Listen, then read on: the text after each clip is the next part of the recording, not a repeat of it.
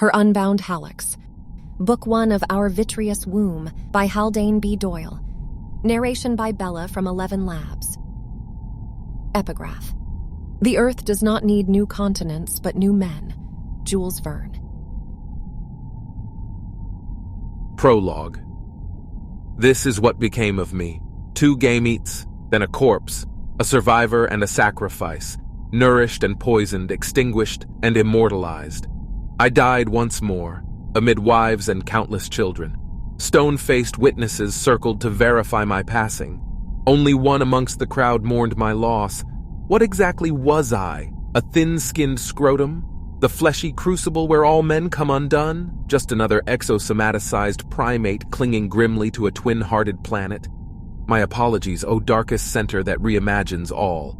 The cold fire of life-threatening trans-universal continuity is a mystery to you. Budded from your hole, I held the name Miobeth Anabasi. Untwisted from that identity, I return unto you. This is how his lives were spent, give or take the standard deviations. Let me recollect my conceptions. I'll explain my genesis through the eyes of my mother, living among the last of the sapiens.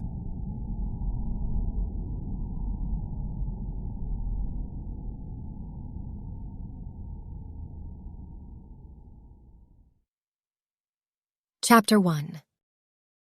Miobeth Anabasi closed her eyes as the breeze cooled her bare feet dangling over the edge of the tiled roof.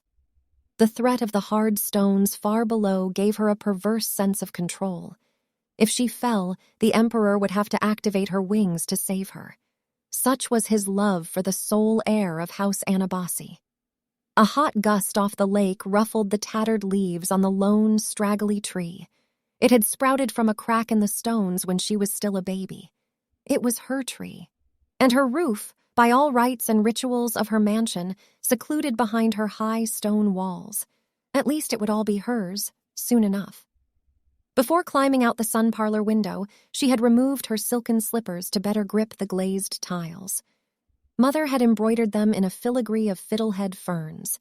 Miobeth's feet had stopped growing, so she hadn't asked Mother for another pair in years. Not that she would ever accept another thing from that wretched woman. Scuffed slippers held tight against her thigh, Miobeth swung her feet, the tender skin behind her knees pressing into the jagged edge of the roof. In the gray paved yard below, Mother must have been meditating as she awaited the daily radio exercises, tightly fitted in a white robe embellished with black lilies. Otherwise, the movement of her disappointing daughter would have made her look up and scowl again. As Mother exhaled and dipped her knees, the golden control collar around her neck glinted, and Miobeth touched her own lower-ranked collar. At least perched so high above, she was out of range of Mother's casual cruelty. Miobeth had claimed the roof as the first piece of her inevitable inheritance. It was the one place Mother's power could not touch her. She wouldn't dare shock Miobeth in such a precarious position and risk the heir to House Anabasi. Not while she had no alternatives. Down below, Old Maid Hessie lumbered into view, the hard gray shade of her uniform duller than devotional origami. In her arms swung the speaking machine that carried the voice of the eternal Emperor into their privileged lives. Further away stood Father Hero, dressed in plain pale blue, balanced on one foot and swaying gently despite his attempts at serenity. Mother snapped her fingers at him, drawing him close like a fearful child. His feet rubbed together with each step, seeking mutual reassurance. The pathetic hair sprouting along his jawline, the jagged lump that bobbed in his throat, just looking at him was infuriating. Despite only being a little older than Miobeth, Hero overflowed with aesthetic talent. He could sketch lifelike portraits in mere moments, the kind of talent that Miobeth sadly lacked. From her high perch, her family seemed almost normal, almost honorable. But Mother had petitioned the Emperor to remain for one more year, sent Miobeth's true father to war alone, to take Hero as a new husband and attempt to produce a more suitable heir. 1 whole year lost. No, not lost. Stolen. Not that Miobeth was questioning the Emperor's judgment. She merely longed to serve him to the fullness of her potential. Sweet old Hessie fiddled with the tainted machine. A crackle, then the words echoed in synchrony, from the other mansions stretching along the lakeshore. Miobeth had only ever imagined them from stray details in her friends' letters, but those descriptions indicated they were identical in every way. Over the high stone walls, her people chanted along with the universal prayer, refined voices speaking in unison.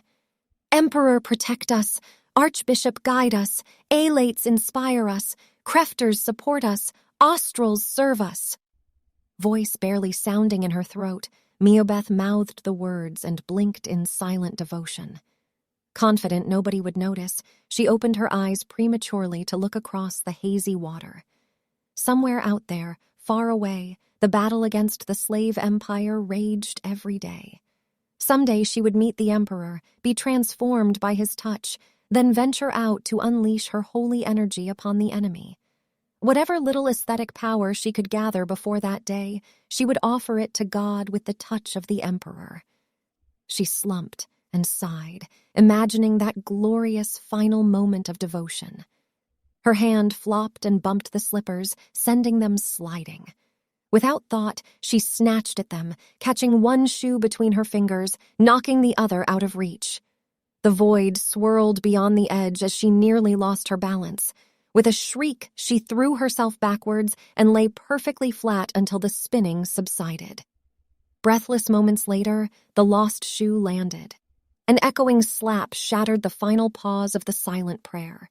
Miobeth froze, splayed flat upon the sun-baked tiles, long black hair cutting across her mouth. Normally, climbing onto the roof sparked a minor shouting match with Mother, at least until Hessie dangled out the window in desperation. The old maid was scared of heights, but terrified of her mistress. Once those old wrinkled eyes started watering, Miobeth always relented, and the day resumed its usual high-tensile tedium.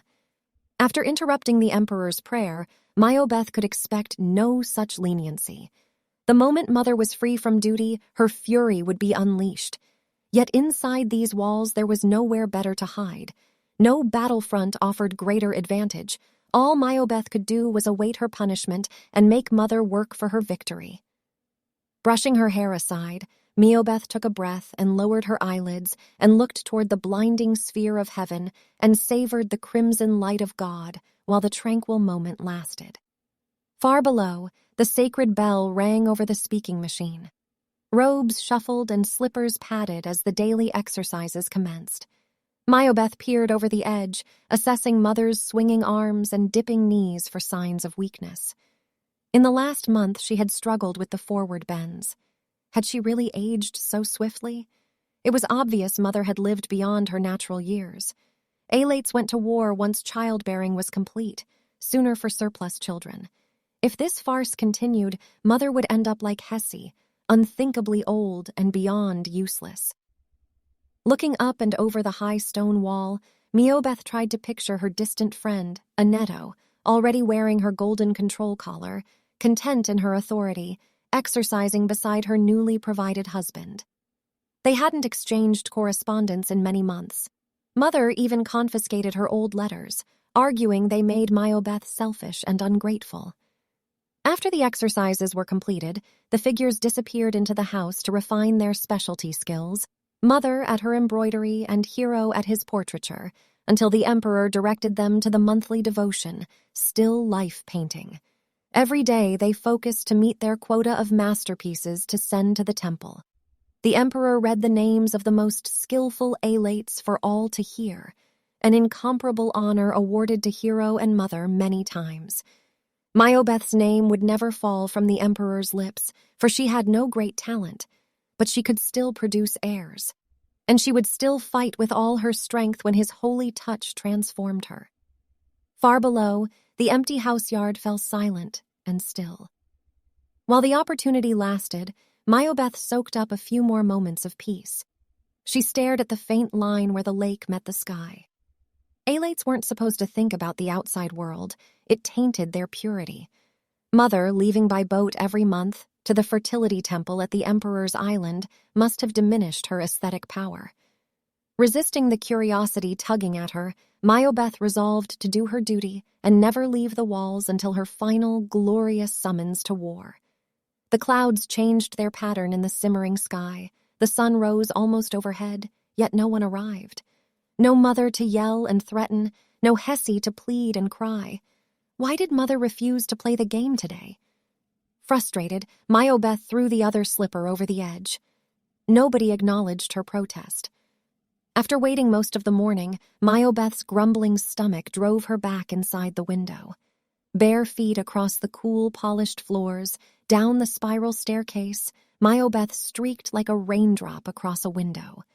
The smells of frying starch cakes and mushroom broth drew her into the kitchen at the back of the house. Hessie, her short silver curls thinning at her crown, focused on the stove. She stepped side to side, dipping on her creaking knees.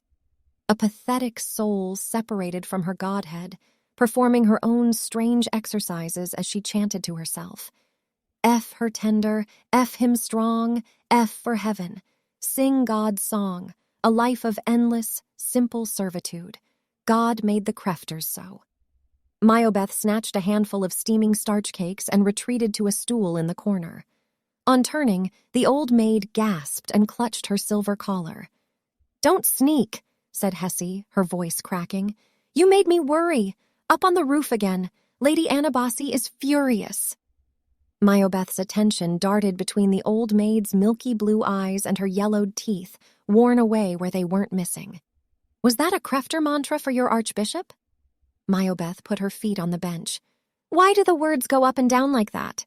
Miobeth attempted to imitate the strange intonation.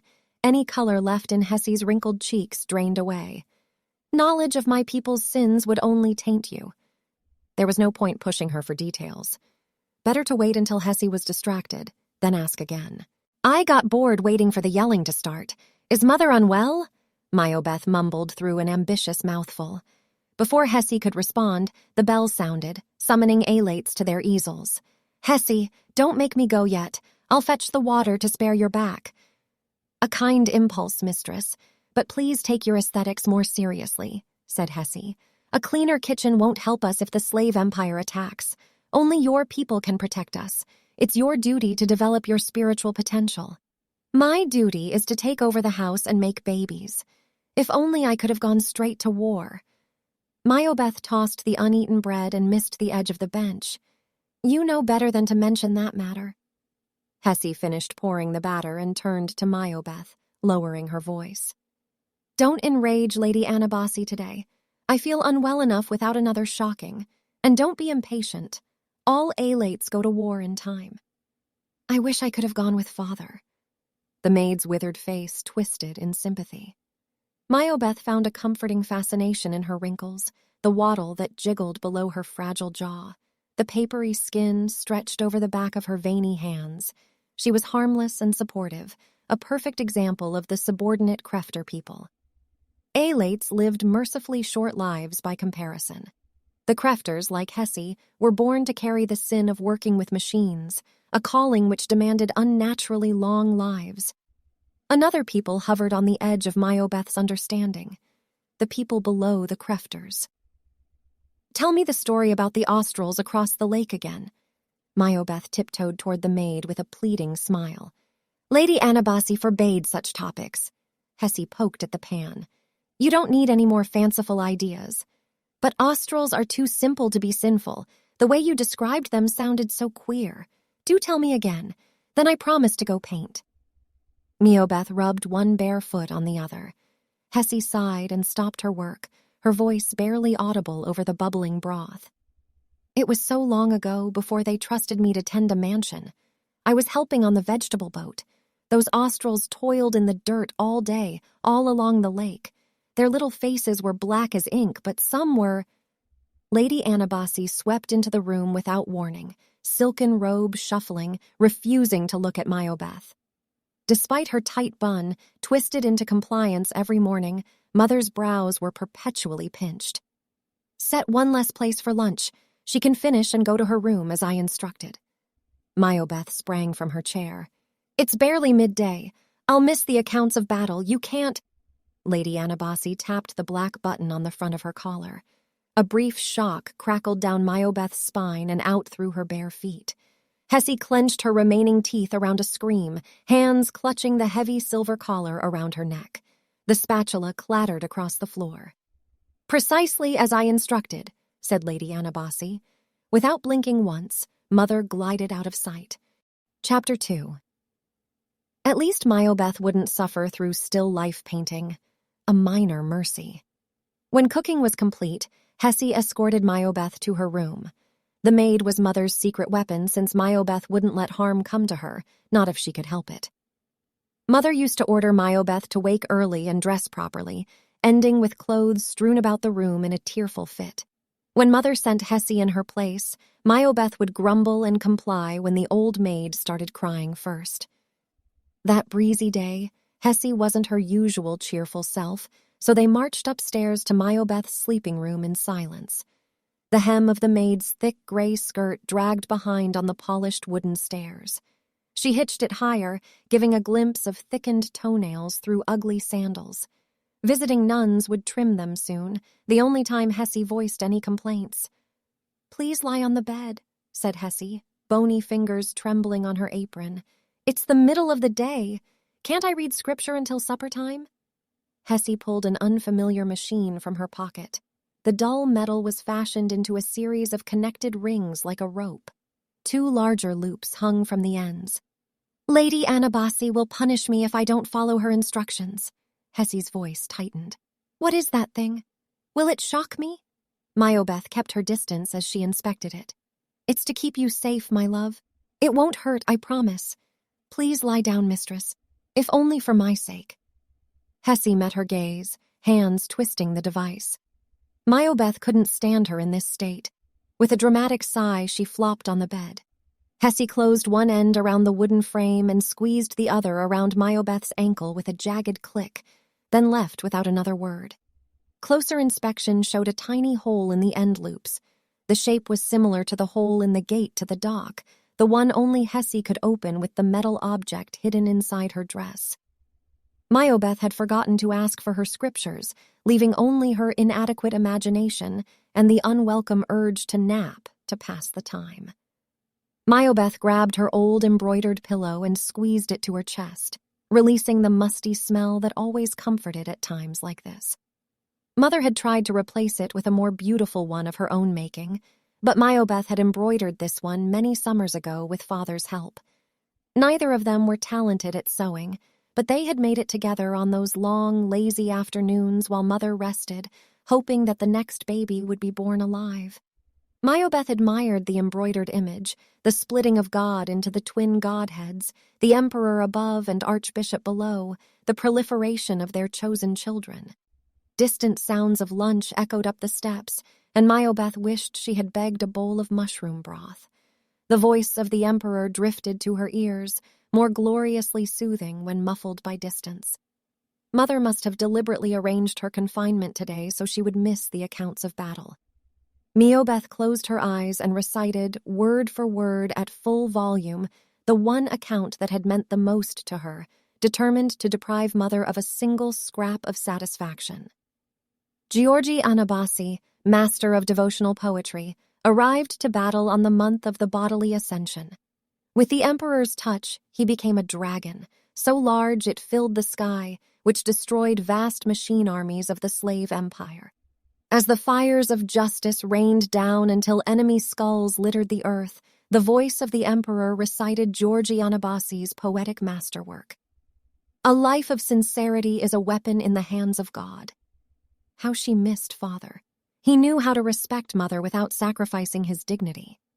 Miobeth kept reimagining the moment of his transformation as the afternoon sunshine intensified, refusing to feel a single crumb of boredom or the faintest pinch of deprivation. Father's life had meant something to the emperor, and so would hers. Soon she would take a husband, one who could compensate for her limited aesthetic abilities. The nuns from the fertility subtemple would instruct her in the secrets of husbandry and motherhood. Neither Hessie nor Mother would answer her questions on the matter, insisting the nuns would reveal all at the proper time. Most likely the transforming touch of the emperor brought new lives into the world, but then why had Mother failed him in that duty? It was all too confusing. Miobeth sank into the mattress, and the hot afternoon breeze lulled her to sleep. Eyes half shut, The clank of the chamber pot dragged Miobeth awake. The light had grown an exhausted golden orange. Forgetting the machine around her ankle, Miobeth tried to stand, only to tumble, landing face down on the floor with her foot snagged to the bed. The maid lifted her and held the pot as she crouched, another petty humiliation to add to the list of resentments. "How long does she intend to keep me this way?" mumbled Miobeth, focus returning. "It shouldn't be long, mistress. Lady Anabasi has made alternative arrangements. Just wait until winter." That was the agreement with the Emperor himself. After winter, Mother would be gone, Hero too. Hessie could help her begin a whole new life. Miobeth would be kind and fair despite the control collar, and peace would reign. Lady Anabasi padded into the room in a shell-pink gown. Behind her, a strange man filled the doorframe. He was so large it took Miobeth a moment to recognize him as human. His face, half covered in a dense coppery beard, left his small blue eyes peeking out from under his thick eyebrows. Blue eyes meant he was a crefter. Alate eyes were striking black like their hair. Normally only old women like Hessie left the crefter city to serve the Alate mansions. Miobeth had never imagined a male crefter, let alone one so young. Despite his size, or perhaps because of it, he stepped delicately, deliberately, as if he feared bruising the world with his presence. As he approached the bed, a sharp stink of fear billowed around him. Without intending, Miobeth breathed it in, and her extremities vibrated in sympathy. Fixated, her eyes fell upon him, brimming with some strange, sharpened feeling that could only be apprehension. Beside the bed, he dropped his metal box and bent abruptly, distracted, digging about, his shoulders and arms all solid and rounded. He extracted a silver collar, bigger than the one around his own thick neck. Clicking the loop open, he held it toward the bed, feet frozen in place, his pained eyes returning her confused gaze. In recent months, Mother had used Miobeth's collar so often that Hessie needed to replace the little metal food boxes it ate every few days. Once Miobeth hid inside the gate and overheard the nuns on the delivery boat call the little metal food boxes battery, which made sense since batter was also used to make starch cakes, which was food for people. Recently, during Mother's worst outbursts, when she used the control collar to its full extent, Miobeth had learnt to retreat inside her mind as the storm crackled around her. Without fear, the pain was merely another fleeting sensation. Miobeth relished the panic in Mother's eyes as her soul power waned every day. The crefter man took a small step toward the bed. Was that gray collar meant for Miobeth? Lady Anabasi gestured the enormous man forward. "Your reckless disobedience has left me with no other option." Lady Anabasi readied a finger over the button on her control collar. "You endanger yourself and the future of this house. Since you are unable to comport yourself like an Alate, then I have no choice but to treat you as something lesser." "How dare you collar me like a common crefter!" Miobeth kicked until the machine around her ankle bit into her skin. The man shook his head meekly and handed the silver collar to Hessie. Miobeth struggled and screamed as he placed his fleshy hands on her shoulders and pressed down. The tang of his aura penetrated her senses. In her panic, time stopped. She looked into his startled blue eyes and shared his fear. The warmth from his massive hands seeped through the thin fabric between them, down into her flesh. Squashed flat, Miobeth stilled herself. Hessie approached and threaded the silver collar around her neck. The man exhaled, and his breath rushed over her face, rustled her eyelashes, breaking the trance. Miobeth resumed tossing her head side to side, and Hessie struggled to set the clasp. A white flash cut down her spine, and her body crumpled like paper. Her head rang, hollow like a dropped cup. With a shudder, the man collapsed. The soft weight of his torso pressed against her, coarse beard prickling her neck, the heat of their bodies melding. Miobeth panicked and struggled to detach herself from the flood of revulsion. "I'll keep shocking you until the job is done." Lady Anabasi stood in the doorway, finger hovering over her throat. Hessie groaned from somewhere on the floor. Miobeth hadn't noticed the maid fall. She resolved to stop struggling. Instead, she stared into the eyes of the man, his massive hands shaking on her shoulders, their faces subtly communicating gentle reassurances. Hessie pulled herself up and hurried to secure the new, brutal collar with a click. "Hessie, leave her restrained until morning, and you, boatman, go seal the high windows as arranged." Once Lady Anabasi departed, the room hummed with the residue of shared pain. Hessie spent some time rubbing the shoulder she landed on and scrunching her watery eyes. The man took a metal object from his box and returned to the bed. "It's been years since I had a proper shock," he said to Hessie. Rumbling out of his broad chest, his impossibly deep voice resonated through the entire bed. His soft fingers brushed the hair from beside Miobeth's neck to access her slender golden collar. Hessie tried to laugh it off. "With a rebellious young lady in the house, you soon get used to it." Miobeth stared at the old maid limping around the bed and erupted into tears. "I'm so sorry, Hessie. I never mean for you to get hurt. It's just, I was so afraid I couldn't stop myself." The man's fingertip touched the back of Miobeth's ear, and a warm shock tingled down her neck. His scent filled her senses again, and she calmed herself, vibrating, paralyzed. Only when he removed her old golden collar and stepped away from the bed did Miobeth regain her senses. How dare a lowly crefter touch her? Her golden collar stripped away. How could she miss that hateful thing? Miobeth noticed where the machine had cut her ankle, the wound oozing red. "Poor Hessie. I promise I'll be good now. Please let me move about my room, to pray properly to the Emperor for forgiveness." Hessie pulled a handkerchief and tended the wound, dabbing ever slower in contemplation. "You wouldn't risk another shock like that. If you promise to stay in your room and read scriptures, I will release you. I can't tend you all evening with the kitchen in such a state. I promise, Hessie, I don't deserve you caring for me. If I didn't have you—" Miobeth dissolved under another wave of sobbing. Hessie held her hand and waited for the man to gather his tools and leave, then unlocked her foot with a metal object extracted from deep inside her uniform.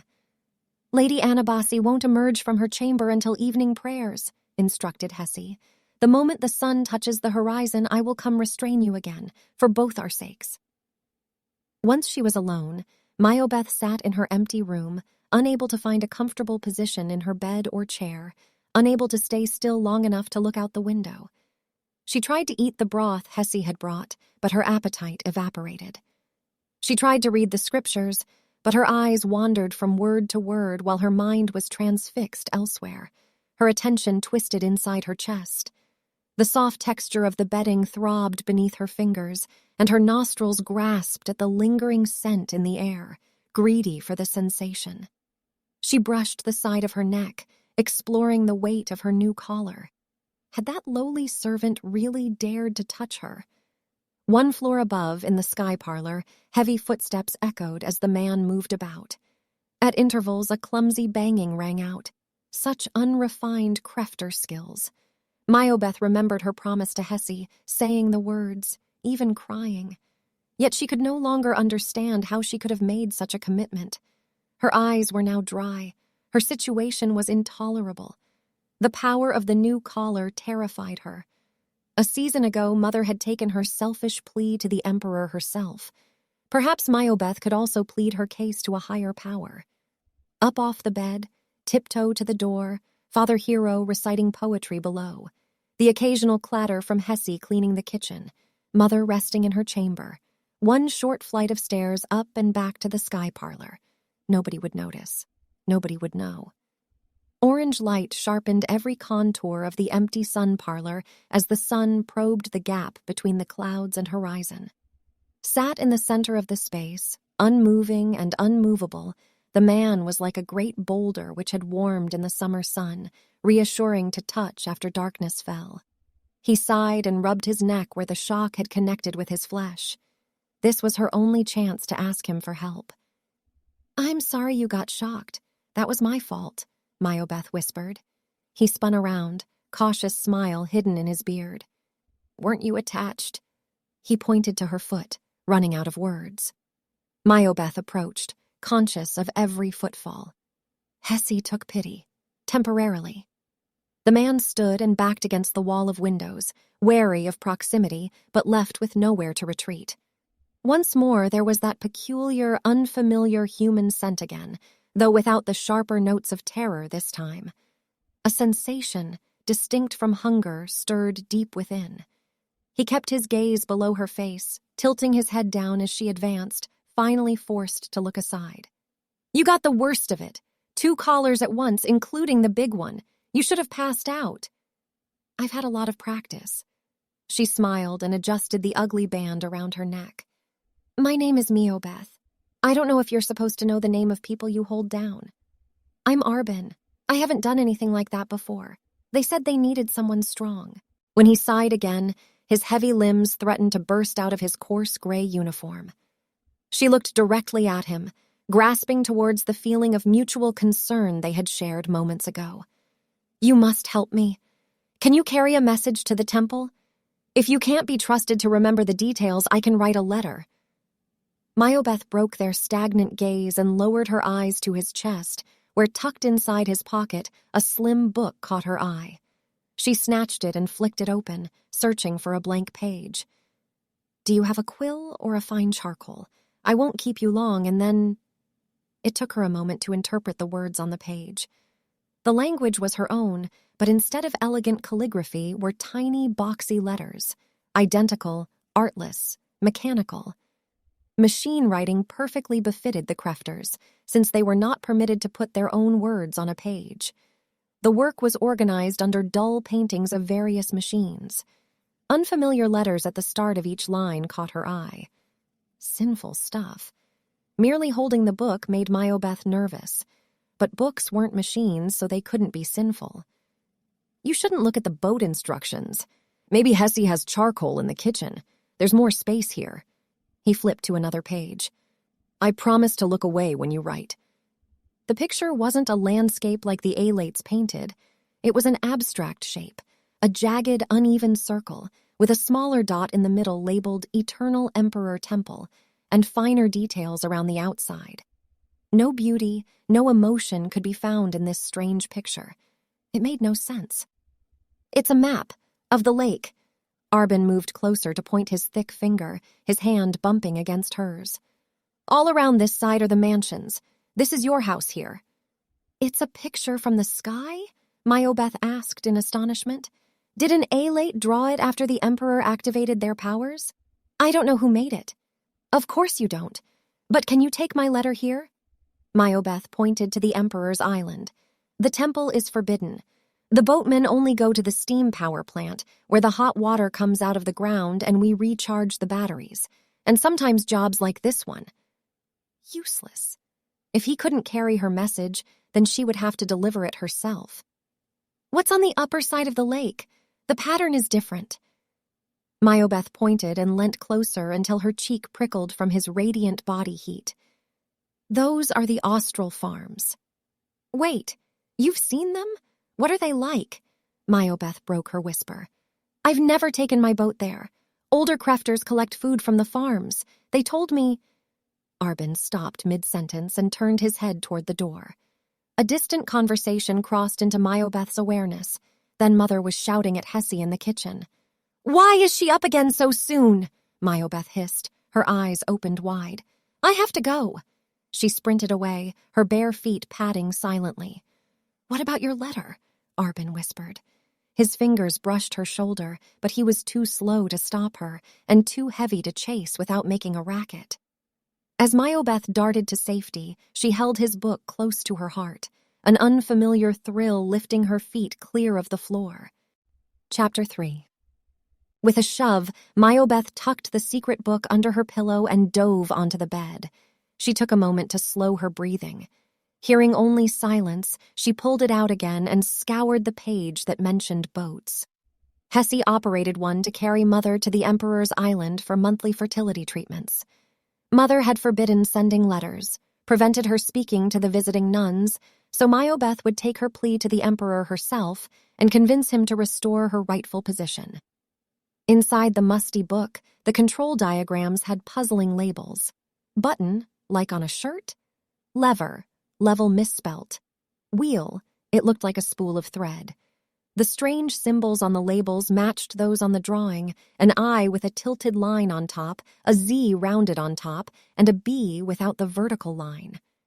Was it some machine language? Her nose drifted closer until the lines blurred, entranced by the spiced aroma wafting from the pages.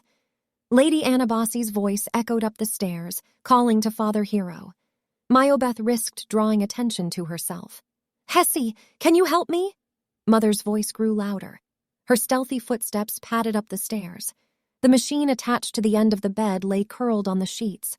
The loop that had been around her ankle hung open. The Emperor forbade Alates from operating sinful machines, but this was an emergency. Surely he would understand if he was watching. If she didn't touch it directly, maybe it wouldn't count. Miobeth scooped her hands under the blanket and slipped her foot into the loop. The hinge partially closed, yet she couldn't make it click like Hessie had. Miobeth cursed herself for not paying attention before. Mother's voice echoed up the stairs. "Daughter, is Hessie with you?" Miobeth pulled the chain tight, then flipped the corner of her blanket over the machine. She pretended to be asleep, then changed her mind since her racing heart would give her away. Slow footsteps on the stairs. It was too late to grab her scriptures from the desk as a distraction. Lady Anabasi glided into the room, her cheeks flushed. Miobeth forced a smile and sat up carefully to preserve the illusion. "Oh, you're up already. I was so bored I was doing sit-ups. Can Hessie let me go now you're awake?" Lady Anabasi examined the girl suspiciously for a moment, the tangled hair and elevated breathing. "You really do have too much energy for your own good." Mother sank into the mattress, threatening to move the machine and uncover the deception.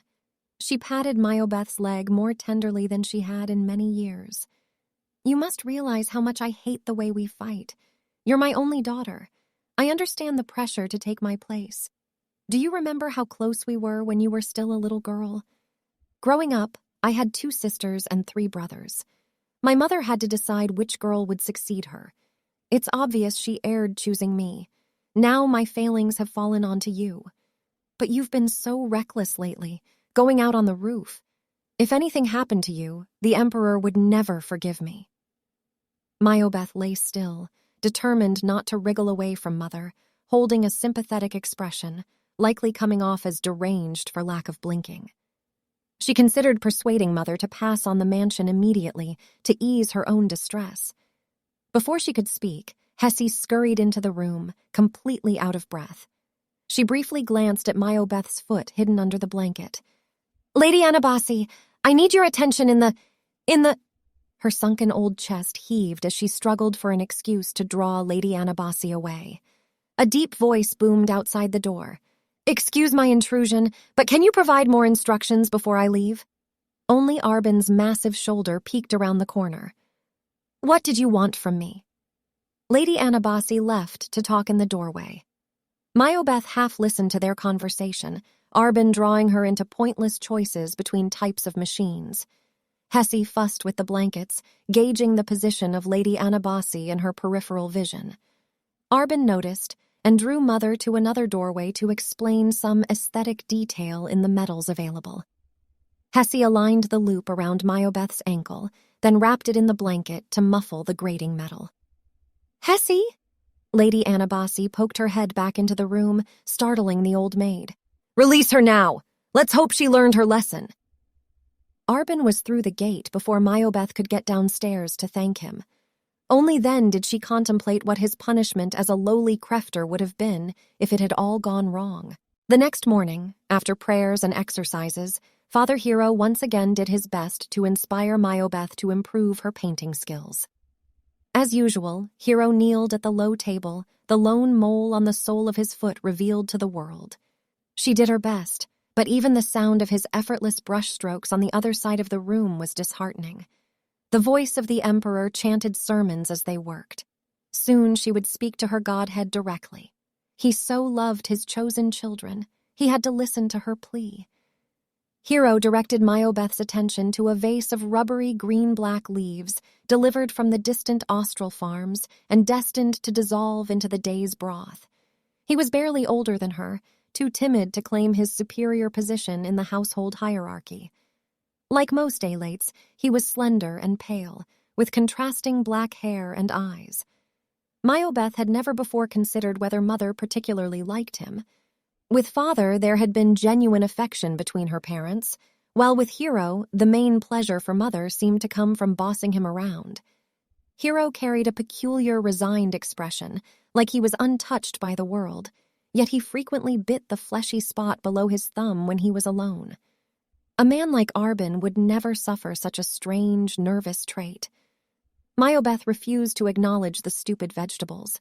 Instead, she remembered a book of landscapes Father had shown her, with pictures of the Emperor's temple on its island. She tried to paint the whole lake. In her crude sketch, she could only fit 10 houses around the outside, 3 little boats floating across the surface. The far sides had to be just beyond the horizon, including the big house where the boatmen lived. Where Arbin lived. What was he doing right now? After hastily filling all her pages with clumsy attempts at waves and boats, Miobeth convinced Hero to allow her a walk outside, to rest her eyes as she claimed. The old maid was on her knees with a small metal tool, digging between the dark paving stones. "Cursed trees," muttered Hessie to the cushions of moss. Miobeth sauntered up, wrapped her hand around the trunk of the single tree and swung sideways, releasing the aroma of resin. "I think you missed one," said Miobeth, patting the trunk that had grown as thick as her leg. "That one will soon produce seed to add to the rest blowing in from the wild forest. I wish Lady Anabasi would get it chopped down." Hessie struggled to her knees with a groan. "Mother says it's a symbol of life finding a way on barren ground."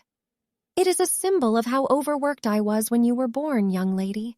Look at how it cracked the stone like blown glass." Tiring of the conversation, Miobeth steered it towards her hidden objective. "Do you at least enjoy the work of operating the boat for Mother?" asked Miobeth, trying to sound nonchalant. "You always look relaxed when you return." "It is rather beautiful out on the lake, when the weather is in your favor," admitted Hessie. Miobeth took a breath and went for the target. "And how exactly do you operate the boat?" Hessie returned to scratching between the cracks. "That isn't a proper topic for an Alate." "Oh, of course. I would never dream of touching a machine. I just figured I might travel with you to the fertility clinic once I become lady of the house.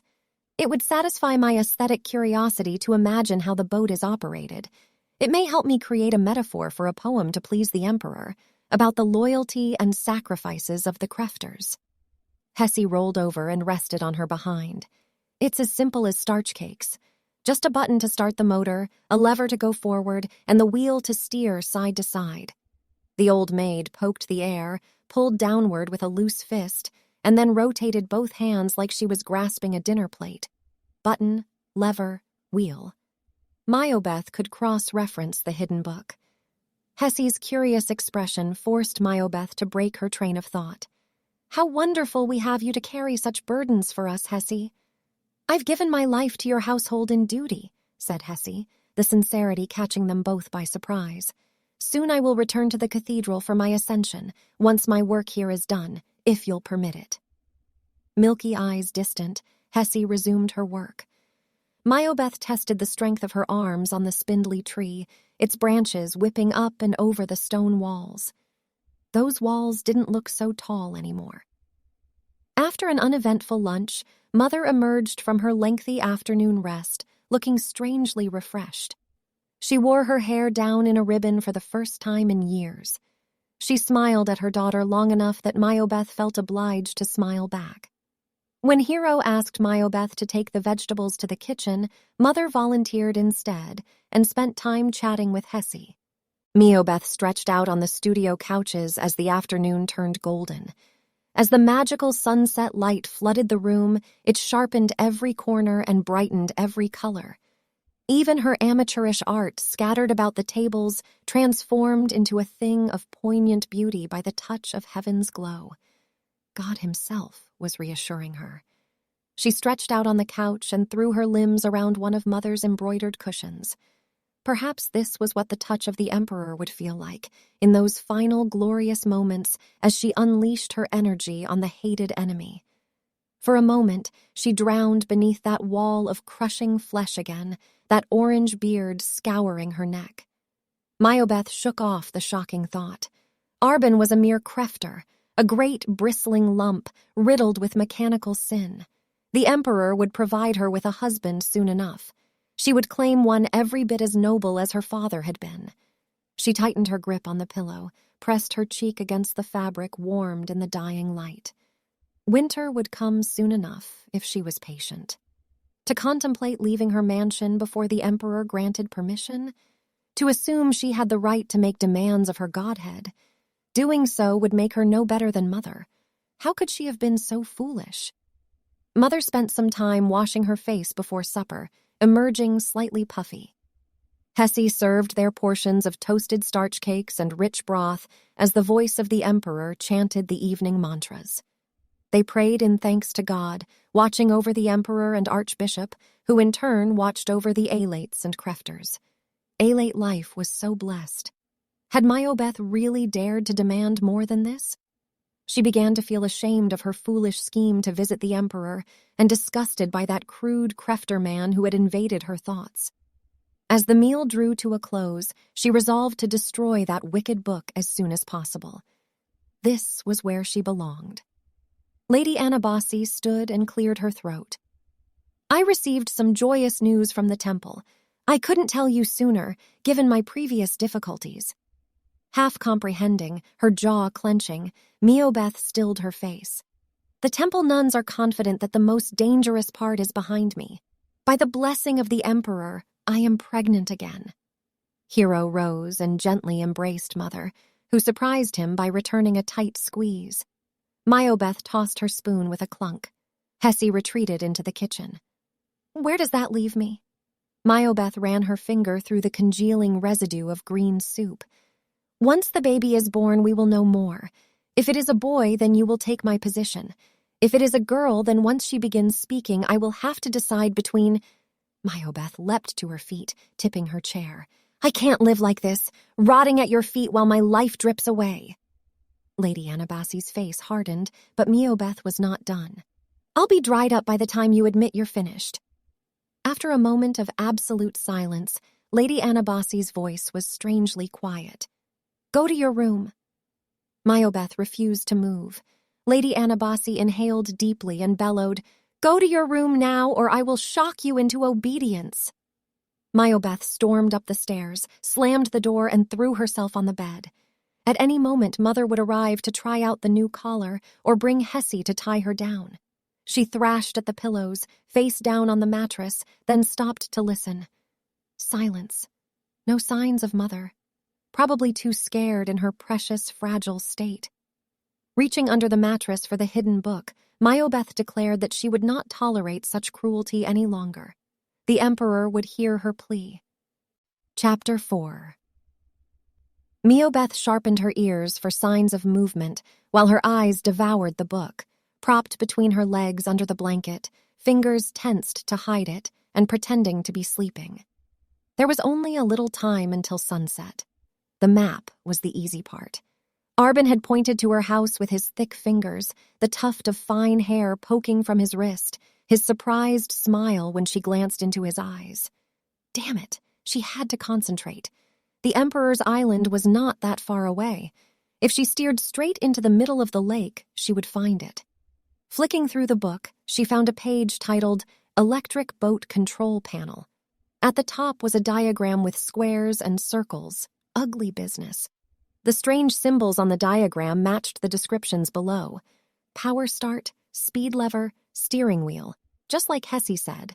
Other words, like battery capacity meter, were probably not important.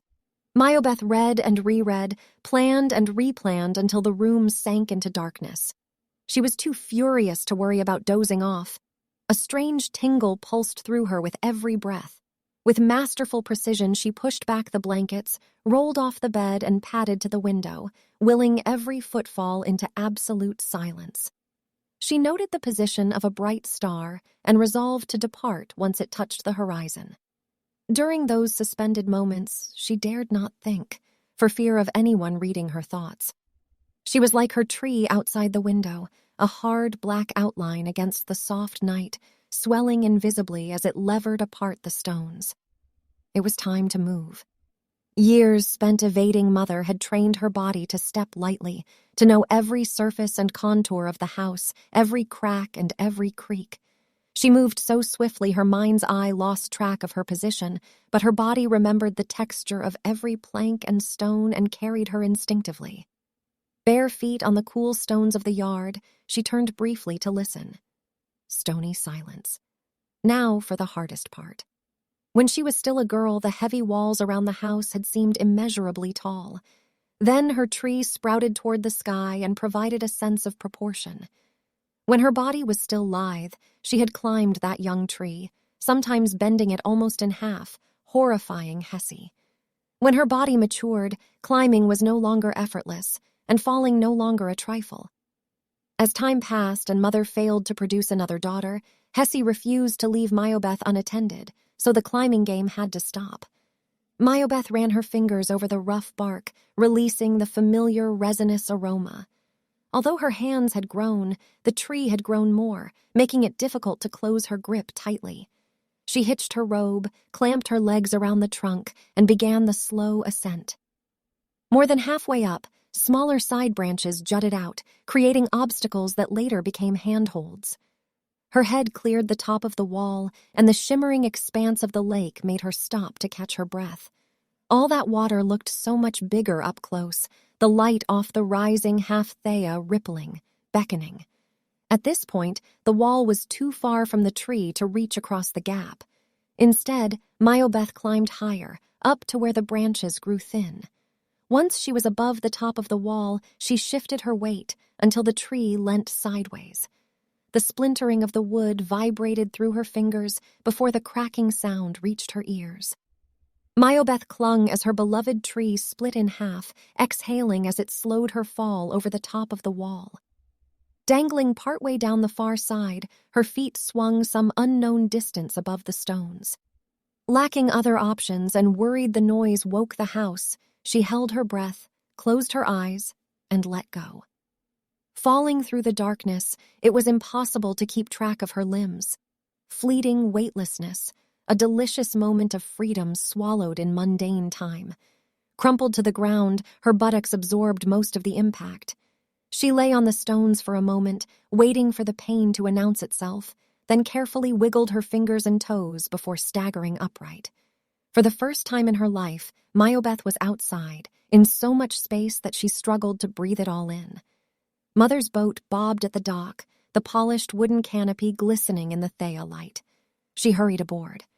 The instrument panel was barely visible in the gloom, so she ran her fingers across it several times to confirm the features matched the drawing in the book.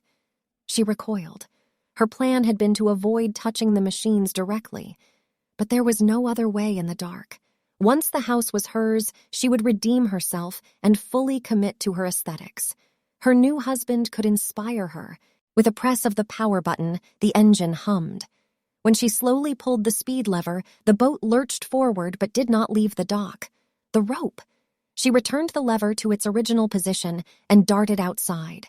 After several frantic attempts pulling at the tangled mass, she loosened the critical loop. She almost thanked Mother for the insufferable sewing lessons with the inevitable knots to untangle. For a second time, she pulled the speed lever, and the boat glided forward. She gauged the position of the dark shore receding behind her and slowly turned the steering wheel toward the center of the lake. Nerves overflowing, her feet kicked in celebration. After she delivered her plea to the Emperor, a new life awaited, and it drew closer with every passing moment.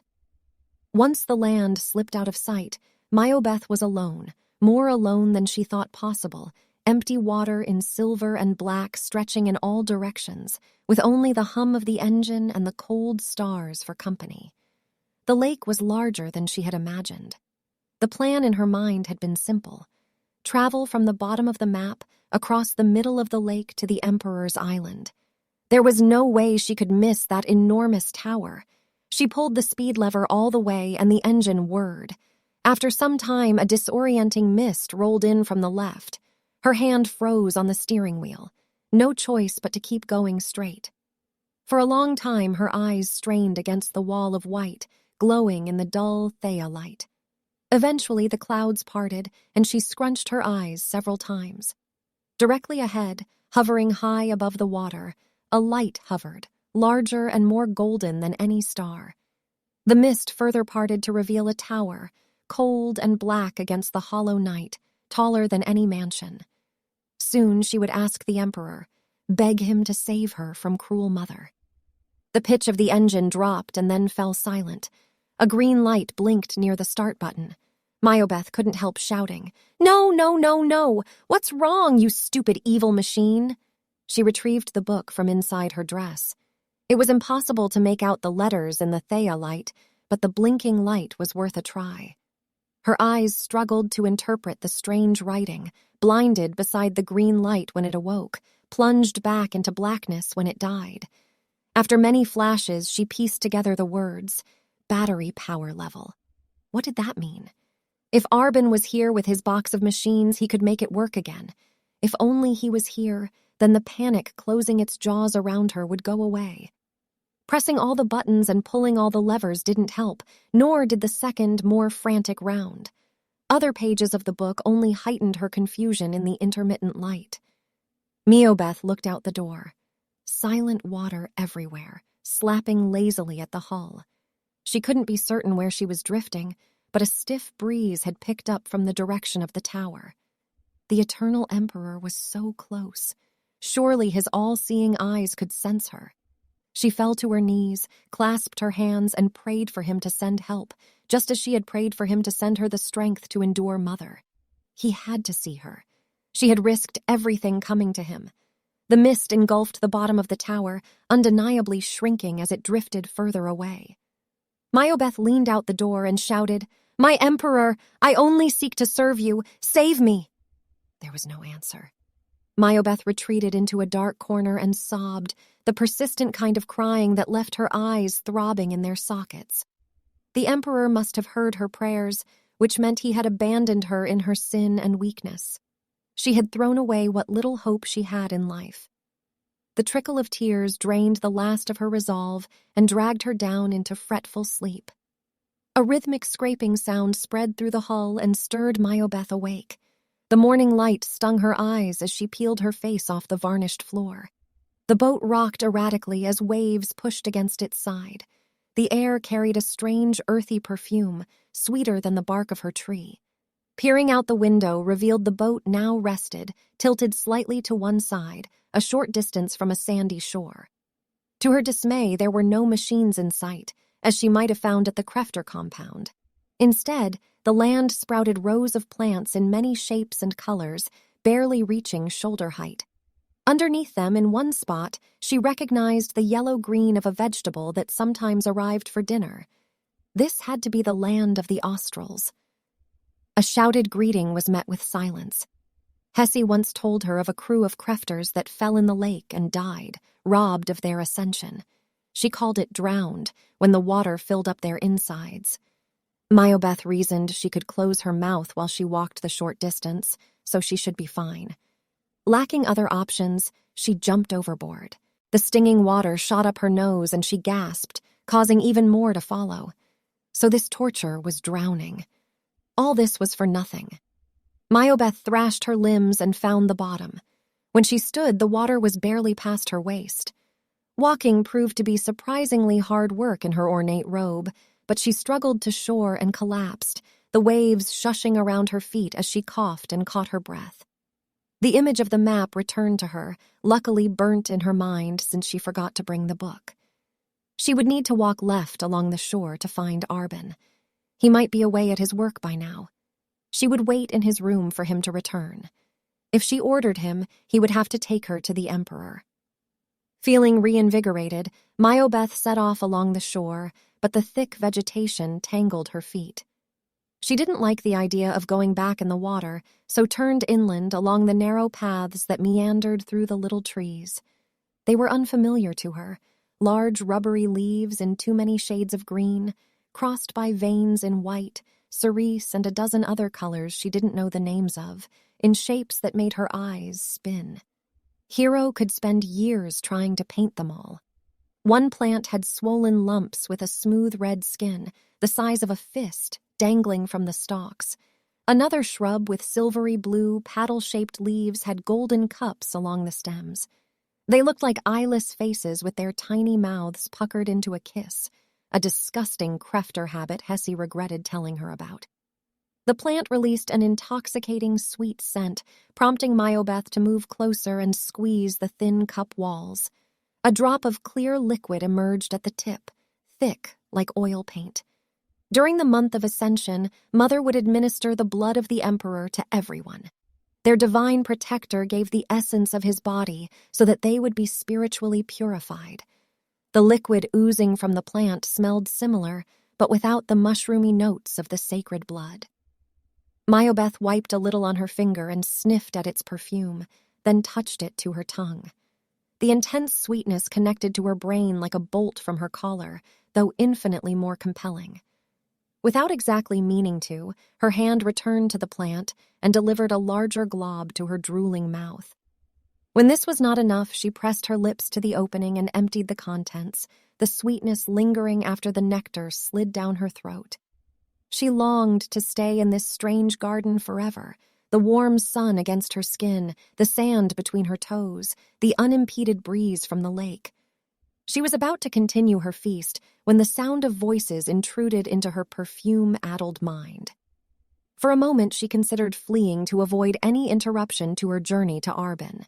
But those voices had to belong to the Australs, the lowest of servants. They would follow her orders and take her wherever she commanded. The path wound further inland through the cacophony of vegetation, though standing on tiptoes allowed her to see over the neatly trimmed shrubbery. Further ahead, a silver-gray dome rose a little above the undulating leaves, shimmering like roof tiles on the hottest days. Miobeth entered a smooth clearing around the dome, the white sand peppered with tiny footprints. She found herself treading silently despite her intent to voice her demands. Piles of the red tubers she saw dangling before were stacked in smooth wooden bowls, others of which contained a milky liquid. Further down, other containers overflowed with white powder, the starch Hessie used in the kitchen. Maybe she could use some to feed the boat. The high-pitched voices inside the dome were numerous, though not speaking any recognizable words. Instead, they formed a shifting tapestry of moans and sighs, occasionally interrupted by laughter that would draw others into waves of euphoria. Lightly touching the dome revealed a strange papery surface, like an old dried mushroom she once found under the stove. Where her hand rested, the membrane vibrated curiously, then a light tapping began, like 100 tiny fingers gauging the weight of her palm. The voices inside fell silent. Miobeth withdrew her hand. Why was she being so secretive? These lowly people would obey her, if she asked nicely, she supposed. She walked to the entrance, a low semicircular projection off the side, and leaned down to look within. Her eyes took a moment to adjust to the darkness. "I demand you provide me with a sista—" Lying about the floor were pairs of pale, slender figures. Of each couple, one lay flat on the floor, while the other ran their hands across their partner's diminutive body, or grasped at a finger of flesh between their legs. Their pink eyes stared back in horror as a seething wave of black insects crawled around the insides of the doorway, rushing towards Miobeth. Chapter 5. Ants. Miobeth had seen ants before. They appeared once between the stones around the house. Hessie said they flew in from the wild forest like her tree. How could they fly without wings? Hessie said only the king and queen could fly. They were like us alates. Maybe there was an ant emperor who activated their wings when the time was right. Hessie laughed at the suggestion and applied the powder to their nest. After they were gone, Miobeth missed watching them scurrying about, touching faces when they met. One of the tiny ants in the yard clamped its jaws onto the soft flesh of her arm and curled its tail. Hessie said it was trying to sting her, but Miobeth couldn't feel anything. She felt sorry for it. It was just like her, trying with all its might, achieving nothing.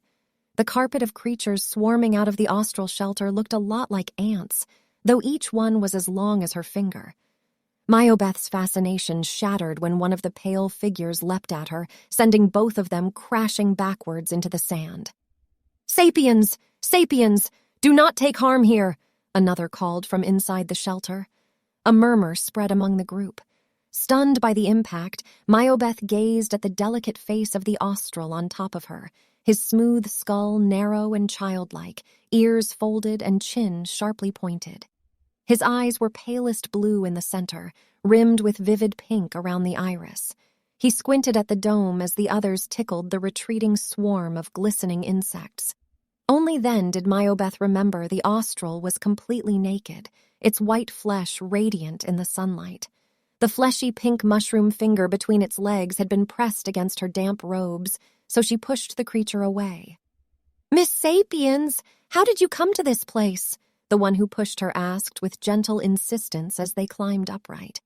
Miobeth rose to her feet, squared her posture to assert her authority, and avoided looking at their deformed bodies. "I was traveling to the Emperor's Island. My boat machine broke on the way."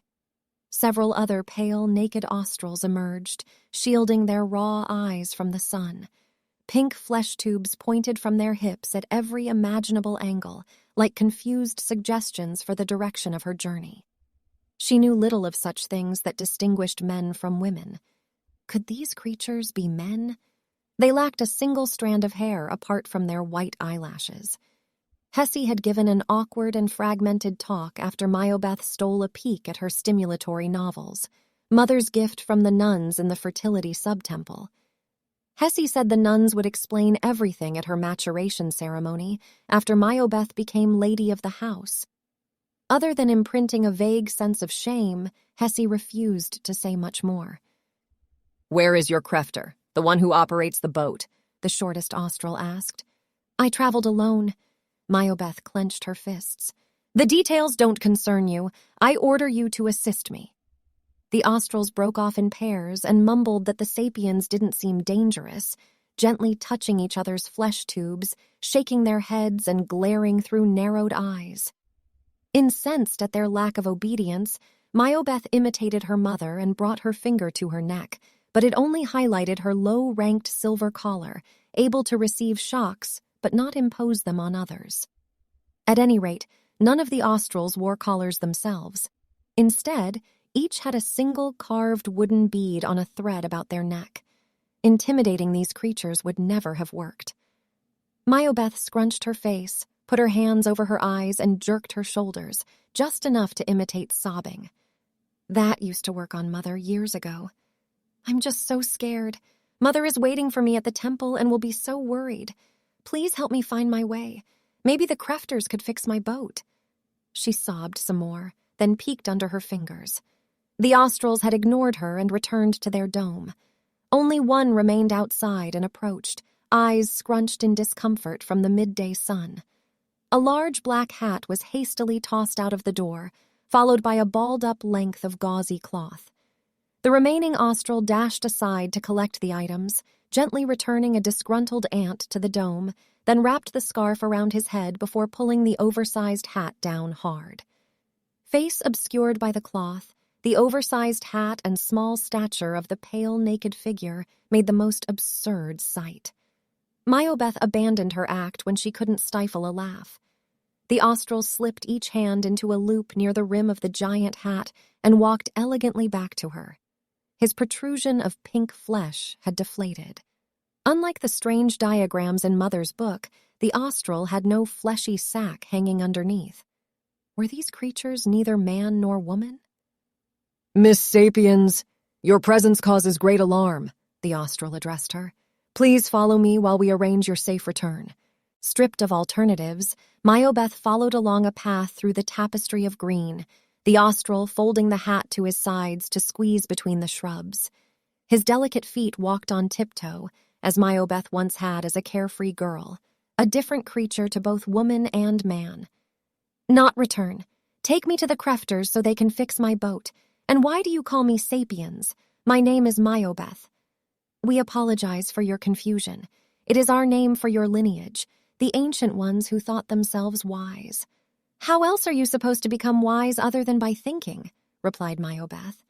At this, the Austral laughed, high and tinkling, struggling for breath before laughing again, taking quite some time to regain his composure. What's so funny about that? Miobeth grumbled, unsure if she had been insulted. And what is a sapiens? I don't know that word. Long ago, the sapiens people, a small group who lost the fear of strangers, spilled across the planet and absorbed all the lineages who lived before them. Australs have changed greatly since that lost time. Sapiens have not. You are a precious ancient treasure to us, an irreplaceable work of art. What a momentous delight that we should meet you, Miss Miobeth. Never did we imagine encountering a sapiens in our lifetimes. How do you live out here if the sun pains you? Miobeth asked, her apprehension at the stranger easing. My brothers work at dusk and dawn, sometimes by the brightness of Thea, all very old habits, older than the sapiens, even older than Homo. During the burning times, we retreat and commune together as you discovered us. Miobeth recognized a passing clump of black-veined leaves. Wait, aren't you taking me left to the crefters? Miobeth stopped and refused to follow. They are a long way from here, and our cells are separated by high walls to keep them pure. You cannot walk there. We must summon a boat to carry you. He gestured to continue, and Miobeth reluctantly accepted. She could order whoever arrived to take her to the Emperor. Soon they came to a high stone wall, similar to the one around her house. Hanging on the side was a delicate cup cast out of resin, attached to the wall by a fine thread. The Austral pulled it away from the wall, back and forth several times as a weight on the other side reacted, then waited with the cup held to his ear. Our neighbors don't fear the sun, so we'll answer shortly. The string tightened, drawing him closer to the wall, where he alternated between speaking into the cup and holding it to his ear, all too quietly to overhear. Our message will be relayed along the coast. We shall wait for your boat beside the water. You can talk to your neighbors whenever you like. Why don't Alates have those cups? Miobeth asked excitedly. The Austral seemed uncomfortable at the simple question. Luckily, Miobeth thought of another. You said brothers before. Where are your sisters? The Austral cheered up at the easier question. This cell only lives to produce food for your people's contentment. Our sisters are elsewhere, bound in their own duty. Cell? Like your family house? Both like and unlike, as for all things in the slippery grasp of words. Miobeth failed to follow his philosophications, distracted instead as they passed a clump of the plant with the sugary elixir. It was nearly noon, and she had missed 2 meals, so she stopped to help herself to another portion. The Austral grabbed her hand. That one is not for you, Miss Miobeth. It's only suitable for our dear Polistas. You made them angry when you touched their home. They nearly stung you badly. Miobeth was annoyed that she would not get to drink the intoxicating liquid again. She was also too ashamed to admit she had already sampled it. Was it dangerous? She didn't feel at all sick. What would happen if I drank some? Why the Polistas would be so angry they would never forgive you. We carry them out here to drink their fill twice a day. They keep all the crops healthy in return, in case unintegrated insects fly in from the wild forest. Why don't the Polistas sting you? We raise their children. They are soft and white, much like we. So we all smell as one happy family. You, however, smell very strange to us. Miobeth was suddenly aware of her bedraggled and ill-dignified state. Her dress was still damp despite the sun, and all the walking had made her sweat and stink. Her long hair hung in tangles, and she was dragging her aching feet in the hot sand. By contrast, the delicate Austral skipped about, twirling and elegantly flexing his ridiculous hat as he led her to the beach. At the sight of the lake, a thirst grasped her throat. Can I take a drink? My mouth is so dry. The Austral tiptoed along the sand, scampering back and forth to dodge the little waves. Of course you can, though the water is alive and might sicken you. So should I drink it or not? Miobeth flicked her hair out of her face in frustration. Only you can know. If you are about to die of thirst, then why not take the chance? He pulled down the scarf to peek at her. Are you about to die? Miobeth was now thoroughly annoyed at his silly games, his stupid pink flesh tube flopping about as he bounced on the sand. Alates don't die like ants or trees, she insisted. We ascend when the Emperor transforms us, then follow him to heaven. The Austral stopped mid-step and looked up with a tilted head. "Is it true that your people fear death? I can hardly imagine it. Everything must die, otherwise there would be no room for new life to grow. If either of us still feared the stranger like the first homos, ho, ho, ho, how unpleasant our meeting might have been." This muttering Austral knew nothing of God. Miobeth was about to start yelling when the hum of an approaching motor caught her attention. The angular metal boat that rounded the point carried no canopy. It pushed close to shore, and an old crefter man slid out a plank for Miobeth, his patchy beard turned to gray.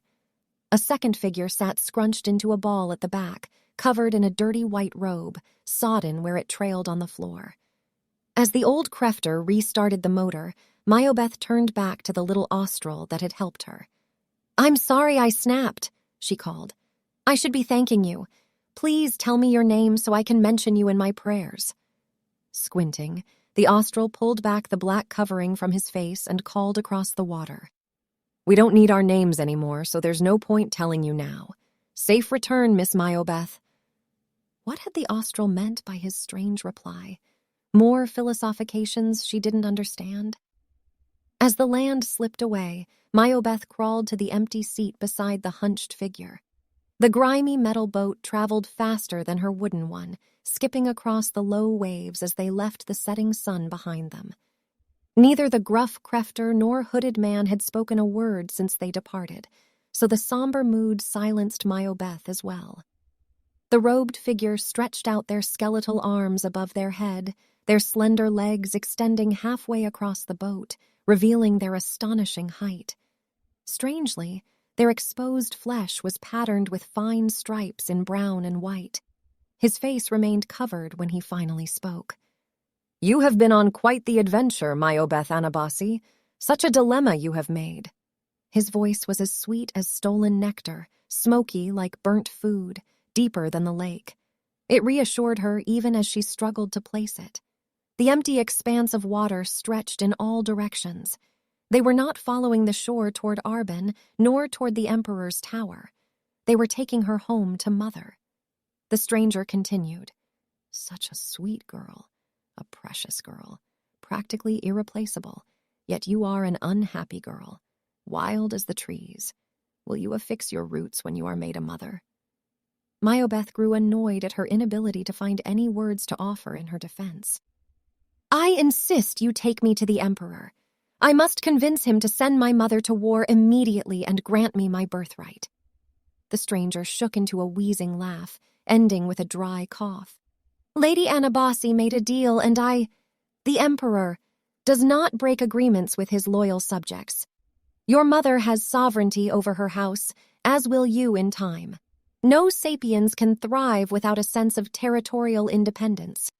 For now we must take you home as there are no other cells available. Take comfort in knowing that you will be granted alternative arrangements at the soonest opportunity." After a long pause, Miobeth responded, "She will punish me. The shocks from the collars do no lasting harm. You will endure. Your time will come." Miobeth struggled to understand how this stranger, whatever they were, could comfort her so, despite her unshakable dread. She swallowed with difficulty and remembered her parched throat. Without asking for permission, she leaned over the edge and brought several handfuls of delicious, murky water to her mouth. "Before I forget, one question, girl. Did you eat anything while you were with the Australs?" Miobeth simply shook her head in the growing darkness, refusing to risk exposing her lie. They sat in silence for the remainder of the journey. She wanted to ask who he was, but sensed that it was better left unknown. By the time they approached the mansion, the sun had almost set, drained of color that day. As the engine died and the boat glided to the dock, Lady Anabasi stood, motionless, waiting in the shadows, just inside the gate. Sign up for monthly updates at www.haldaneBdoyle.com. The next 3 ebooks in the Arbitrous Womb series are releasing on Amazon through April. If you would like AI audiobooks of the rest of the series, be sure to comment below.